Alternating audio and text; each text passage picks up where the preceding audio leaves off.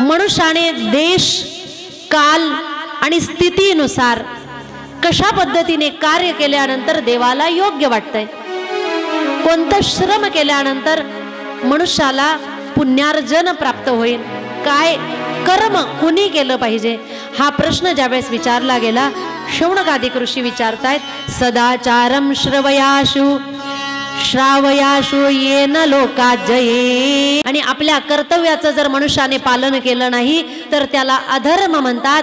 4 प्रकारचे आश्रम आहेत आणि त्या 4 आश्रमामध्ये भगवान परमात्म्याने वेदात वर्णन केल्याप्रमाणे जेही श्रम सांगितलेले आहे ते त्या आश्रमातल्या लोकांनी करायचे असतात. पहिलं सांगितलेलं आहे ब्रह्मचर्यात्मक. ब्रह्मचर्याश्रमामध्ये मनुष्याने 25 वर्षाचे होईपर्यंत ब्रह्मचर्यत्वाचं पालनही करायचंय आणि त्या स्थितीमध्ये असताना ब्रह्मचार्याने अक्षर घोकायची आहेत. ब्रह्मचारी धर्म घोकावी अक्षरे. अक्षर घोकायचंय. जेवढं जास्त ज्ञान प्राप्त करून घेता येईल तेवढं मनुष्याने ज्ञानार्जन करण्याचा प्रयत्न करायचा आहे. किंवा ब्रह्मचारी आश्रमामध्ये असतात एक विशिष्ट वय असतं, त्या वयातच जेवढा अभ्यास केला तेवढा लगेच लक्षात राहतो.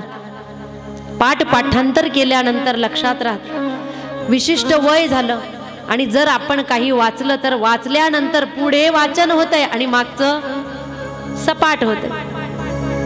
म्हणतात विशिष्ट वय झाल्यानंतर जेव्हा मनुष्याच्या लक्षात राहत नाही, एखादी गोष्ट जर लक्षात ठेवायची असेल तर कमीत कमी 45 वेळेस त्याला त्याचं स्मरण करावं लागेल. 45 वेळेस ज्या वेळेस त्याने ती गोष्ट स्मरण केली, वाचली, तेव्हा त्याला ती लक्षात राहते. पण ब्रह्मचार्य आश्रमामध्ये व्यक्तीने जेही वाचलं ते लक्षात राहतंय. म्हणून तेवढ्या कालावधीमध्ये अक्षर घोकायचे आहेत, ग्रंथ वाचन करायचे, पाठांतर करायचे, ज्ञानार्जन करायचे. आणि तेव्हा जर त्याने हे श्रम केले तर भविष्यामध्ये त्याला कोणतेही श्रम करायची गरज पडत नाही. त्याच्यानंतर दुसरा आश्रम सांगितलेला आहे तो आहे गृहस्थाश्रम. ब्रह्मचारी आश्रमामध्ये राहताना जर ज्ञान अर्जन केलं तर गृहस्थाश्रमामध्ये प्रवेश केल्यानंतर मनुष्याची कधीही अधोगती होत नाही. त्याचा संसार सुद्धा परमार्थ ठरतो. कारण ज्ञान दृष्टीनेच तो संसार करेल, ज्ञानी विचारानेच तो संसारामध्ये प्रवेश करेल. त्याचा प्रत्येक क्रिया ही अध्यात्माने भरलेली असेल, म्हणून तो कुठेही अटकणार नाही. म्हणून गृहस्थाश्रमामध्ये असताना सुद्धा मनुष्याने त्या ठिकाणी धन प्राप्ती करायची, व्यापार व्यवसाय व्यवहार करायचा आहे, त्याही ठिकाणी श्रम करायचे आहे. पुढचा आश्रम आहे वानप्रस्थाश्रम. वानप्रस्थाश्रमामध्ये काय केलं पाहिजे? सुतजी महाराज म्हणतायत वानप्रस्थाश्रमामध्ये सुद्धा वनात गेल्यानंतर शांत बसायचं नाही. त्याच्याही मागे शब्द आहे वानप्रस्थाश्रम. तिथे सुद्धा श्रमच करायचे आहे. कोणते श्रम करायचे आहे? म्हणतात त्याही ठिकाणी जेवढं जास्त नामस्मरण, जेवढं जास्त पुण्यार्जन करता येईल तेवढं त्याही आश्रमामध्ये पुण्यार्जन करायचं. आता कुणीही वनात जात नाही, वानप्रस्थाश्रमामध्ये कुणीही जात नाही. मग विशिष्ट जर वय झालं तर मनुष्याने काय करायचे? वनाला मनामध्ये आणायचं आहे.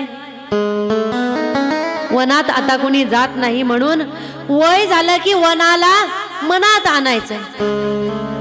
वनाला मनात आणायचं म्हणजे काय करायचंय?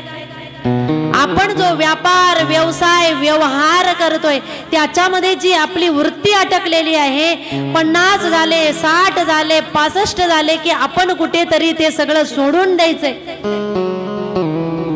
सोप्या शब्दात सांगू, आपल्या तिजोरीच्या चाव्या घ्यायच्या आणि सुना मुलांच्या हातामध्ये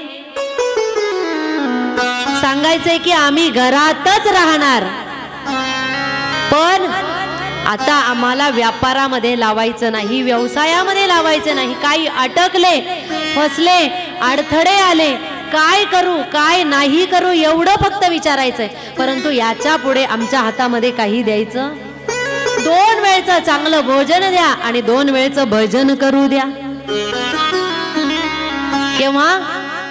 विशिष्ट वय झाल्यानंतर ते त्याही ठिकाणी श्रम करायचे, कोणते? पुण्यार्जन करायचे.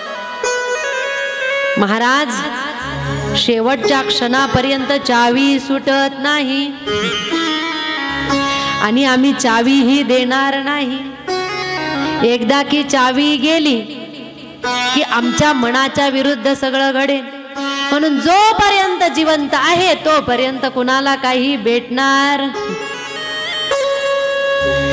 जर आपण सोडलं नाही, मृत्यू यायच्या आधी आपण जर काही सोडलं नाही तर मृत्यूपर्यंत आपली चित्तवृत्ती त्या पदार्थांमध्ये अटकून राहते. परिणाम काय होत आहे? इंद्रिय जिंकतायत, मनुष्य हारतोय आणि पुन्हा जन्म मृत्यूच्या चक्रामध्ये फसावं लागतं. म्हणून त्याच्या आधीच सोडणं शिकलं पाहिजे. देणं मनुष्याला जमलं पाहिजे. हळूहळू प्रयत्न केला पाहिजे. माझं घर माझ्या कष्टांनी बांधलेलं आहे म्हणून माझं, माझ्या कमाईने घेतलेली शेती म्हणून माझी, माझ्या कमाईने बांधलेलं दुकान आहे म्हणून माझं.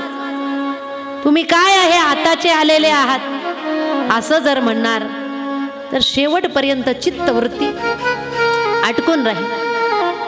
प्रेम माया मोह त्या ठिकाणी जर अटकून राहिला तर सोडताना त्रास होईल. आणि असा जर त्रास झाला तर 10व्याच्या दिवशी सुद्धा कावळा शिवत. कारण काय आहे?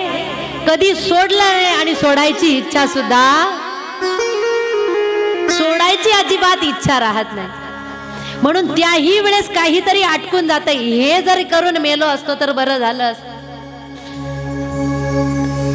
हे तेव्हा कळतं ज्या दिवशी कावळा शिवत नाही, त्या दिवशी कळतं.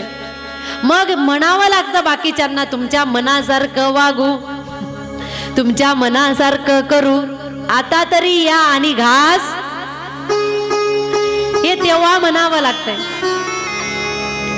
म्हणून वृत्ती जी आहे ती दूर करण्यासाठी सोडलं पाहिजे. पूर्वी सोडायचे आणि वनात जायचे. त्याच्यानंतर चौथा आश्रम सांगितलेला आहे संन्यास. त्याच्याही पुढे नाव आहे श्रम. संन्यासी राहणं म्हणजे भगवे वस्त्र परिधान केले आणि डोंगरावर जाऊन राहिले असं नाही. त्याही ठिकाणी श्रम करावे लागतात. स्वतःच्या कल्याणासाठी ही श्रम आहे आणि संन्यासी झाले की जगत कल्याणासाठी सुद्धा श्रम करावे लागतात. एकदा भगवान बुद्ध एका शेतकऱ्याच्या अंगणामध्ये गेले, भिक्षा पात्र घेऊन गेले आणि आवाज दिला, भिक्षाम देही, मधुकरी द्या. जेव्हा आवाज दिला त्यावेळी शेतकरी बाहेर आला आणि त्या शेतकऱ्याने भगवान बुद्धांना बघितलं. भगवान बुद्ध तारुण्य अवस्थेमध्ये, तेजपुंज शरीर, हात पाय अतिशय सुंदर, धडधाकट असं शरीर बघितलं आणि त्या शेतकऱ्याच्या मुखातून शब्द बाहेर पडले, एवढं चांगलं शरीर आहे तरी सुद्धा तुम्ही भिक्षा मागण्यासाठी आलेले आहात. तुमच्याकडे चांगलं शरीर आहे ना, काहीतरी काम धंदे करा, कमवा आणि मग नंतर खा. मागायची काय गरज आहे? शेतकरी जेव्हा असं म्हटला त्यावेळेस भगवान बुद्ध म्हटले, कोण म्हणताय बुद्ध भिकारी आहे? कोण म्हणताय बुद्ध भिकारी आहे? बुद्धाकडे काय नाही? हे शेतकरी दादा, आम्ही काय करतो? भगवान बुद्ध सांगतायत, हे शेतकरी दादा, आम्ही काय करतो? जसं तुम्ही तुमच्या शेतामध्ये नांगर चालवतात, पीक काढतात, धान्य उत्पन्न करतात आणि ते धान्य उत्पन्न केल्यानंतर तुमच्याकडे धान्य असतं म्हणून आम्ही ते मागायला येतो. परंतु आम्ही सुद्धा शेती करतो, आम्ही सुद्धा भजन करतो, आम्ही सुद्धा भक्ती करतो आणि भजनाची शेती केल्यानंतर वैराग्याचं पीक लावतो, त्याच्यामधून आनंदाचं उत्पन्न काढतो.